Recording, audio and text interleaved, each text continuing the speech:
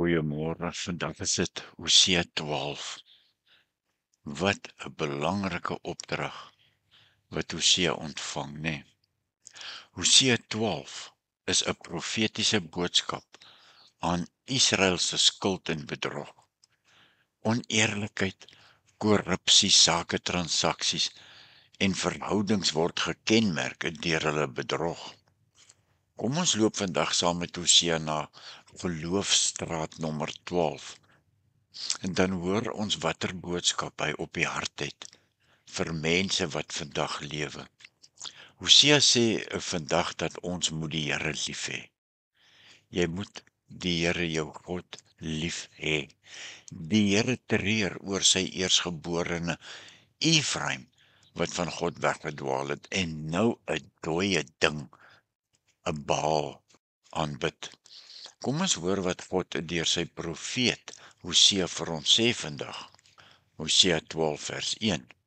Efraim, sê die Here, Efraim bedrieg my. Israel is vals teenoor my. Juda is nog altyd wispelturig in sy diens aan my. Maar nou is hy getrou aan die afgode. Ja, Efraim se bedrog word met 3 voorbeelde toegelig en met die Here se opregtigheid gekontrasteer. Wispelturigheid met God dring deur na ander vlakke van 'n mens se lewe, naamlik jou menseverhoudings. Dit veroorsaak bedrog en bedrog lei na valsheid. 'n Valsheid teenoor God, ja, valsheid teenoor Jesus en valsheid teenoor die Heilige Gees. Vals teenoor jou medemens en jou familie. Jesus roep ons opnuut en hy sê: luister, kom terug na my toe. Ja, God hou Israel aanspreeklik vir hulle dade, maar God hou jou ook aanspreeklik vir jou eie dade, wat jou van God kan vervreem. Maar uit liefde doen God herhaaldelik die oproep om terug te keer na God. Vers 2 tot 6. Efraim hou hom op met die wind. Hy is al dag agter die ooste wind aan. Hy hou aan met lief en om sy eie ondergang te bewerk. Hy sluit 'n verbond met Assirië, maar dan stuur hy sy olie na Egipte toe. Die Here het 'n saak teen Juda. Hy gaan Jakob straf vir sy dade, hom laat boet vir wat hy gedoen het. Nog voor sy geboorte het hy al sy broer onderkruip. En as volwasse man het hy met God gestoei. Ja, Jakob het met 'n engel gestoei in vers 5 en gewen. Jakob het gehuil en van God hulp verwag. By Bethel sal hy ons ontmoet. Sal hy met ons praat. Vers 6, die Here is die almagtige God. Die Here sal onthou. Nou, Hosea 12 beklemtoon ook vandag Jakob se verhaal, né? As 'n voorbeeld aan ons. Die hoofstuk verwys na Jakob se lewe en wys hoe God ten spyte van Jakob se gebreke gewerk het. En nou gee God vandag vir ons 'n opdrag in vers 7.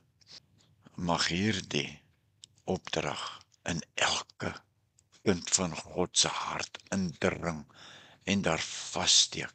Vers 7. Wat jy moet doen is om na jou God toe terug te keer. Ek moet dit herhaal. Wat jy moet doen is om na God toe terug te keer. Jy moet hom, die Here, lief hê en jy moet sy bevele gehoorsaam. Jy moet jou hoop altyd op God vestig. Ons het nou gehoor wat God ons beveel. Dat wat jy moet doen is om jou na God toe terug te keer. Dis wat ons moet doen. Wil jy dalk met opregtheid in jou hart opnuut na God toe terugkeer vandag? Bid en vra die Here vergifnis met 'n geskeurde hart in opregtigheid. en God sal jou met oop arms terug ontvang. Net soos die verlore seënaar in Lukas, deur sy vader met oop arms terug verwelkom was. God ons Vader het geweet die seun maak 'n fout, maar ook het die Here geweet die seun sal terugkeer na die liefde van 'n vader toe.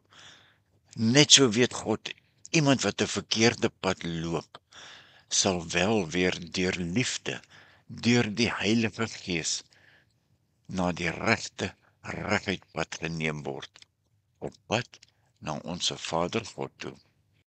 Vers 8. Efraim is 'n skelmhandelaar. Hy buit graag mense uit. Vers 9, en dan sê hy, ek is ryk. Ek het myself ryk gemaak. Terwyl ek my besittings bymekaar gemaak het, het ek niks gedoen wat verkeerd is nie. Ja, Efraim pleeg ook bedrog op ekonomiese terrein. Maar erger nog, dan ontken hy dat hy enige sonde gepleeg het, in die wyse waarop hy sy rykdom vervader het, en sê hy het dit in opregtigheid gedoen. Besittings, hoor mooi, besittings kan baie maklik 'n mens beheer, en sodoende jou waardes en norme bepaal, sodat die grootste bedrog en sonde goed gepraat word, asof alles in opregtigheid gedoen is. Die Here waarsku ons ernstig. Rykdom, ja, rykdom kan verander in armoede. Vers 10 tot 13.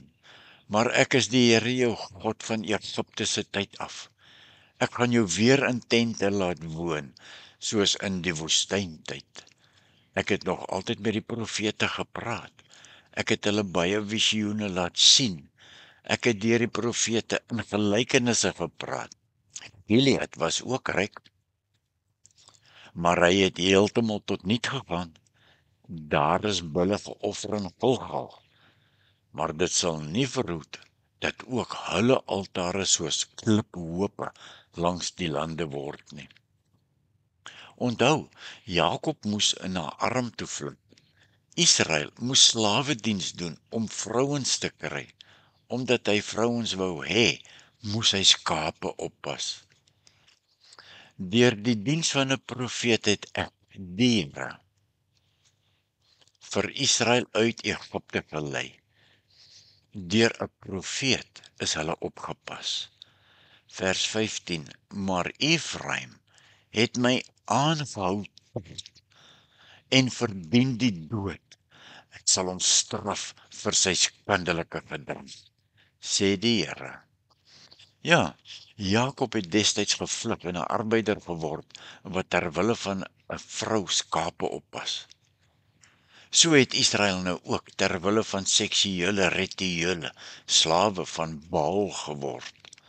En nou hoor ons, Efraim het die Here aangehou tart met sy voortdurende ontrouheid. Ja, hy het God se aanbod van 'n nuwe begin in die wind geslaan en die profete se woorde verwerp. Die skandelike gedrag moet noodwendig tot die dood lei. Wat sou jy sê?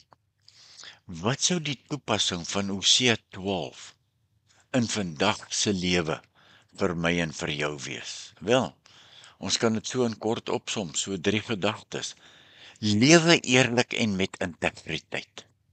Kom ons probeer dit. Stel al jou vertroue in God, net in God, en nie in wêreldse alliansies en begeerlikhede nie. En dan, bekeer jou opnuut en keer terug na die Here jou God toe, want hy roep jou, as hy sê, kom terug na my toe, kom terug. Keer terug na God wanneer jy afgedwaal het, want Jesus roep ons weer eens vandag opnuut, en eendag sal jy hoor wat ek vandag vir jou sê. Ek herhaal dit baie. Jesus sê, kom na my toe, almal wat moeg en belas is. En ons sluit af vir vandag. Ja, God is soewerein, maar God werk ook deur onvolmaakte mense soos ek en jy, nê. Ag, dankie daarvoor, Here. En daarom moet ons werklik die belangrikheid insien van getrouheid. Getrouheid ten volle geprioritiseer aan God. En dan die laaste gedagte, nê. Ons noem dit maar 'n refleksiegedagte vir vandag daar uit Hosea 12. Dink 'n bietjie hierdie week. Hoe kan ek integriteit in my verhouding en optrede teenoor God en ander mense prioritiseer? Op watter maniere vertrou ek dalk op wêreldse bronne in plaas daarvan om ten volle op God te vertrou? En die laaste paar woorde. Hoe kan ek getrouheid aan God in my daaglikse lewe toon?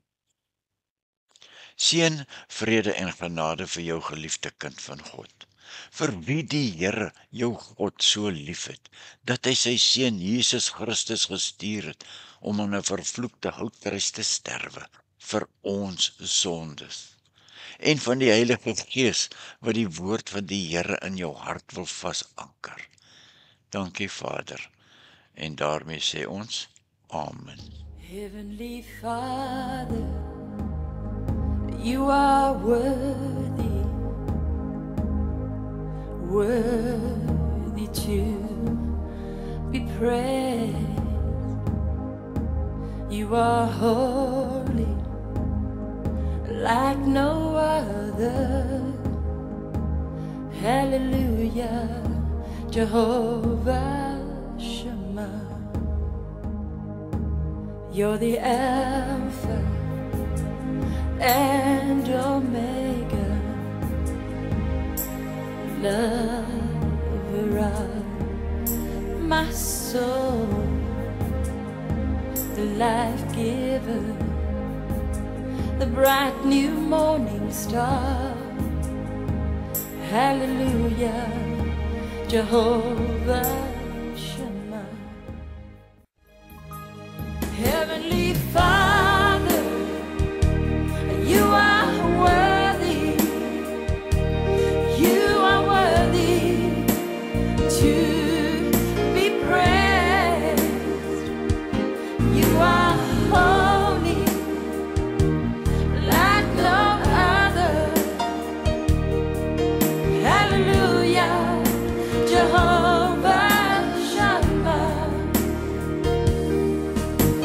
Full of praise to you we give all honor. Merciful, Most High.